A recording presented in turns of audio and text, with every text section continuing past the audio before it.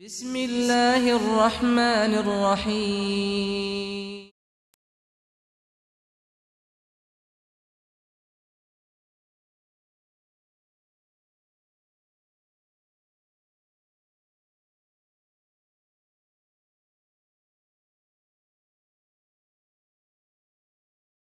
Even the Quraysh paid attention to the water of Zamzam.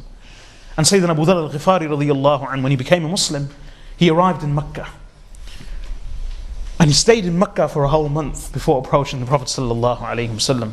And it was in those early days when nobody could embrace Islam openly.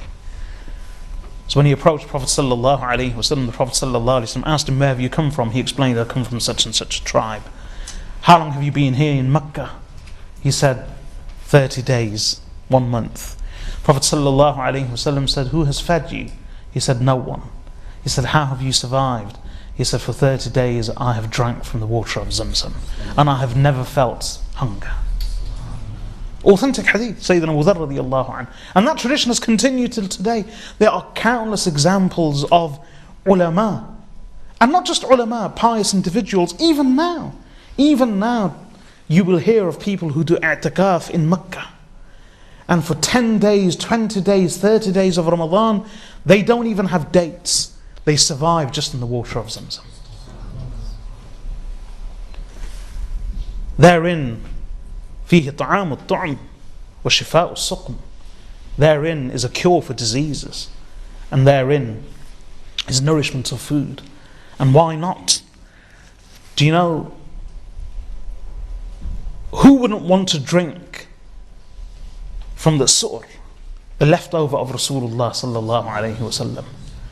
Zamzam contains the su'r of Rasulullah sallallahu alayhi wasallam. Abdullah ibn Abbas radiyallahu anhu himself relates, you know, this incident where he came and remember, the hadith are often abridged in various areas. This hadith is also abridged. Some of the narrations of this hadith say that the Prophet sallallahu alayhi wasallam came, and on more than one occasion he said to them, "Give me the water," i.e. in a pail, in a bucket. So they drew out the water of Zamzam in a bucket. Prophet sallallahu alaihi wasallam drank it and spat it back out. And then he instructed them. It wasn't a casual thing. He drank it and he washed his mouth and he spat it back out. And then he said, "Pour this into the well." So they poured it into the well. Now, someone may say, well, that was just a casual act. SubhanAllah. Imam Muslim rahmatullahi relates a very beautiful story related to this. It's different, but Imam Muslim rahmatullahi relates in his Sahih. Remember a couple of weeks ago I told you about Abu Musa al-Ash'ari radiyallahu anhu. Sayyidina Ali came from Yemen. Abu Musa al-Ash'ari radiyallahu anhu came from Yemen. Prophet sallallahu alayhi wasallam, he went straight to the Prophet sallallahu alayhi wasallam who was camped. And the Prophet sallallahu alayhi wasallam asked him, "Bima ahlalt?" What ihram have you entered into? So Abu Musa al-Ash'ari radiyallahu anhu, after joining the Prophet sallallahu alayhi wasallam, he clung on to him. He relates that one day we were in Ji'rana. Now there's a possibility, this may be after the conquest of Mecca, and it's a possibility this may be in the 10th year of Hijrah, in the farewell pilgrimage. In any case, Prophet sallallahu alayhi wasallam, it actually was in the conquest of Mecca. Yeah, it was after the conquest of Mecca, when the Prophet sallallahu alayhi wasallam was camped at Ji'rana, where he did Umrah from.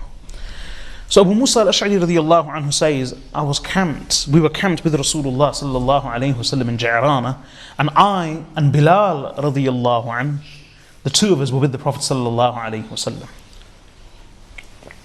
Bedouin came. Now the Bedouin were unrefined, and they would address the Prophet sallallahu alaihi wasallam in that manner also. So a Bedouin came and he said to the Prophet sallallahu alaihi wasallam, "O Muhammad, fulfill your promise that you made to me." So the Prophet sallallahu alaihi wasallam said, "Abshir."